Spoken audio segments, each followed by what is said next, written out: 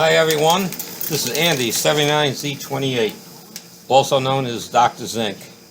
I'm showing you a new product that I purchased, and it was definitely on the expensive side, but it was a good deal, normally like $389, and they had it on sale for, I believe, $279 on Midway.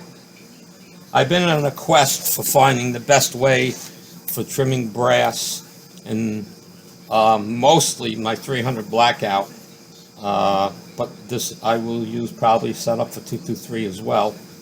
But the world's fastest trimmer, finest trimmer, or whatever you want to call them, with the 300 blackout I get total inconsistency in overall case length, and that's because basically it measures off the shoulder.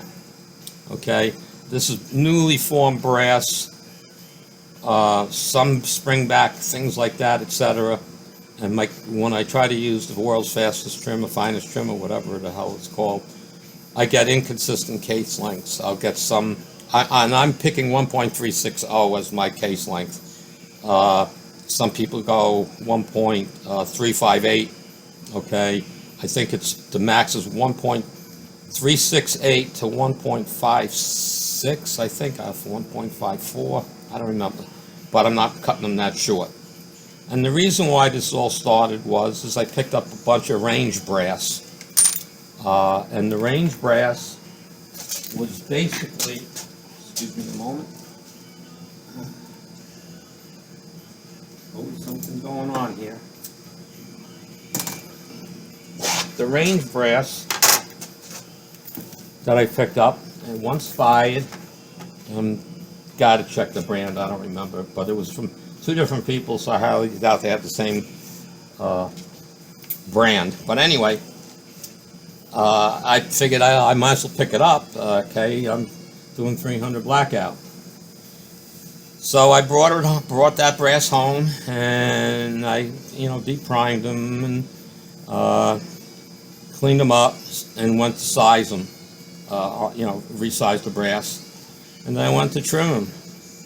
And the brass, most of it is measuring before I even trim it between 1.565 and 1.3565 down to 1.354, and that's brand new brass, well, once fire brass, and I'm like, wow, that case is really short. All right, so the end result is I don't know that I'm going to be picking up much of that range brass because the length to me is short. Okay, and other people told me not to worry about it, just do a quick trim. If they're within the length, don't even bother trimming them.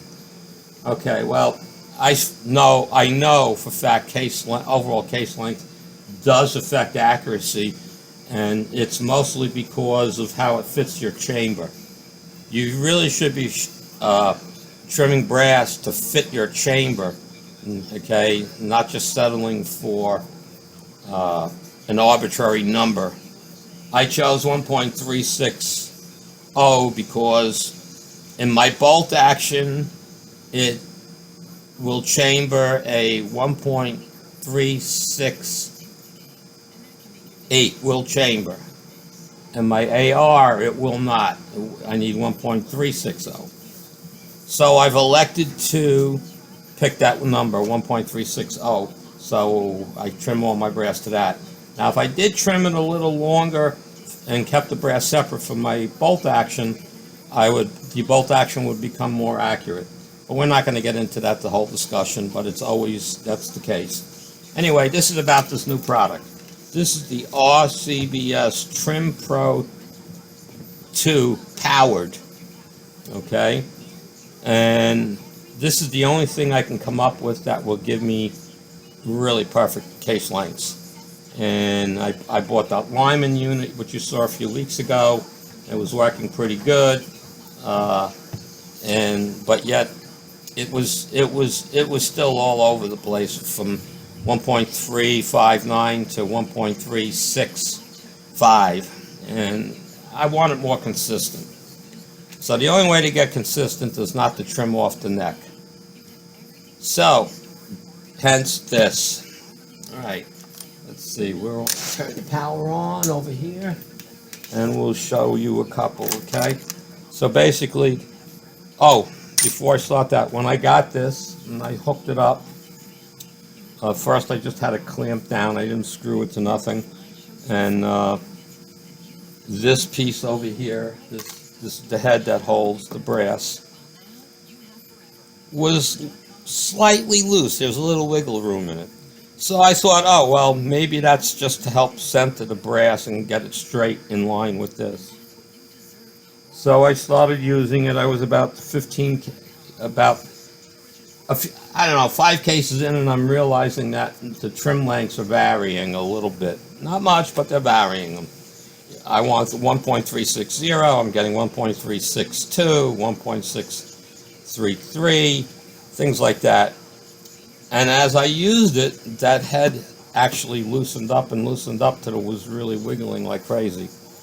So I had to take it off the bench. I turned it over. You have access to the bottom through the bracket that's holding it to the bolt that holds this and the bolt that holds this. There's only one bolt. And lo and behold, guess what? It's loose. So I tighten it up, and I still have wiggle room in here, but the screw to me wasn't like seating, the screw head was not seating against the metal. It was still loose. But the back one had a lock washer in it. So I went and got a lock washer, which added, again, took away some of the depth of the bolt. Put that in and tighten it down, and now this sucker is solid as can be. So just a heads up, if you own one of these, which I don't know how many people own these, because there's like nothing on YouTube about this thing. There's like 2 videos, and I think a Single Shot has one, but he has like version 1. It's got to be 10 years old. Okay, so anyway, this one is slightly different. I don't know what the difference. The Trim Pro 2, the head here is totally different. The way it holds the case, it has the universal case holder, so you don't have to keep changing out the faceplates. Anyway, here's how it works. Okay, you push this handle down. You put the piece of brass in. I do it a few times. It centers the brass. Then you just push this handle back and down, and it starts the motor. And you can see it's moving because of the setting. The depth settings are, spacing is changing. And it does take a little while. My cases are a little long, so it takes a little longer to do this. Okay, that's about it. So when it gets flush over here, I back it off and just give it one more pound. Stop it, take it out.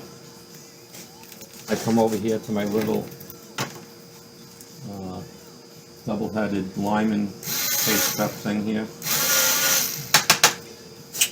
Do it, turn it on, and 1.395. There you go. All right, we'll do another one. Okay, just make sure the case is in. Just push this lever, let it go.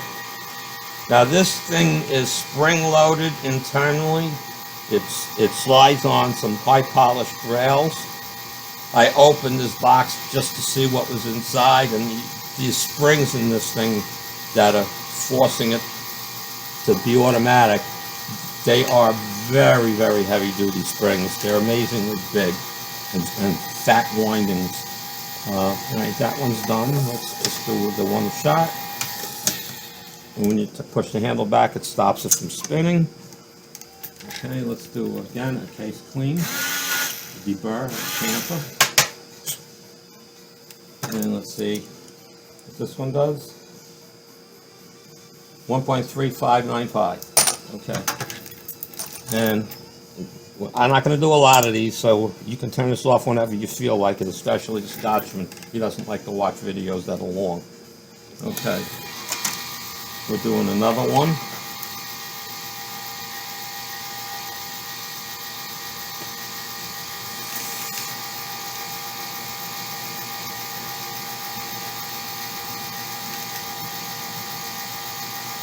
Now the time it takes to trim will be determined by how long your case brass is. So these, like I said, these are cut on the chop saw. These are my cases. I formed them only out of LC brass. Okay, we're going to stop it. And they're cut a little long because I was compensating in case I didn't get a square cut.